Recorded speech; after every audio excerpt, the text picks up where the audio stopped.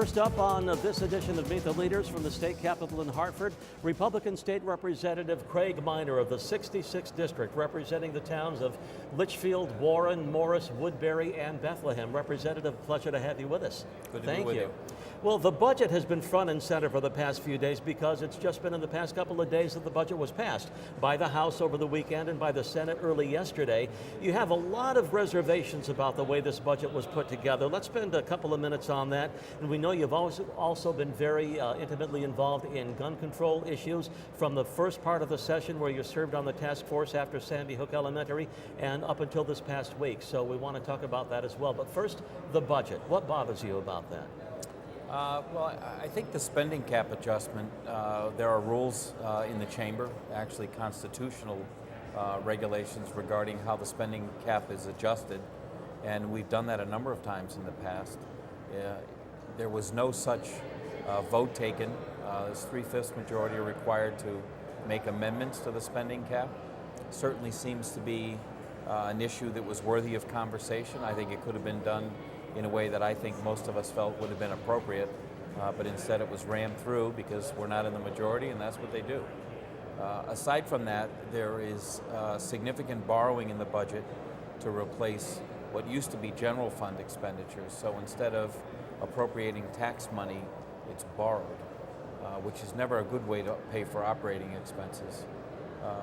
Additionally, the municipal aid account, which is claimed to be held harmless, has about a $10 million lapse in it in the second year, for which no one's really sure how that adjustment will come. And so I think most of us felt that we had plenty of time to fully disclose what the reason was for all of those things and what the implications might be, especially in and around the area of municipal aid.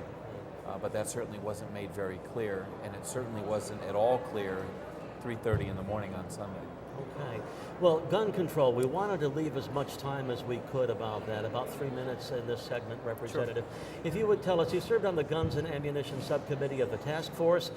There was even a gun control bill wrapping together some of the parts of that just this past week.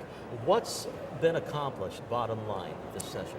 On April 4th, that very large bill dealt with a number of different areas of gun ownership, and gun purchasing, gun sales, the requirement to procure eligibility certificates, what happens if you leave a gun to someone as part of your estate.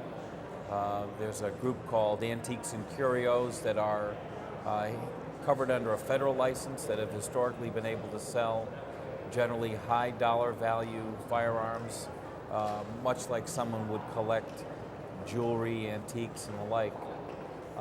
When the bill passed on the 4th, immediately following that, a number of individuals that had some better understanding probably of guns than legislators began to call and ask questions about what about this and what about that.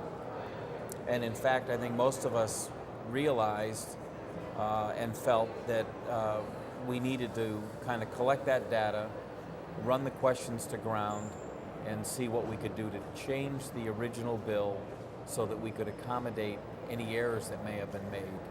I didn't support the original bill.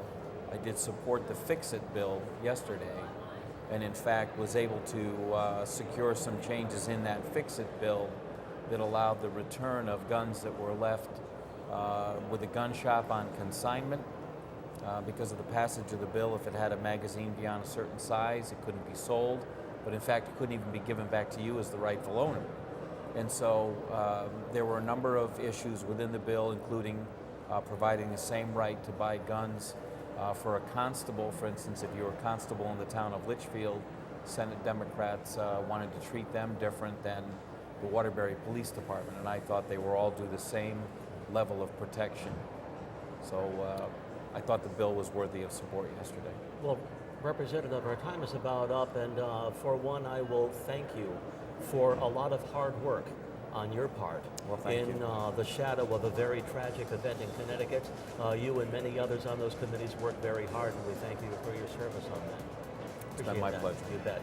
Representative Craig Minor has been our guest this edition of Meet the Leaders so far. He is the representative of the 66th House District, representing a few towns in the beautiful northwestern corner of our state. We'll be back with another guest from the state capitol in Hartford in just a moment.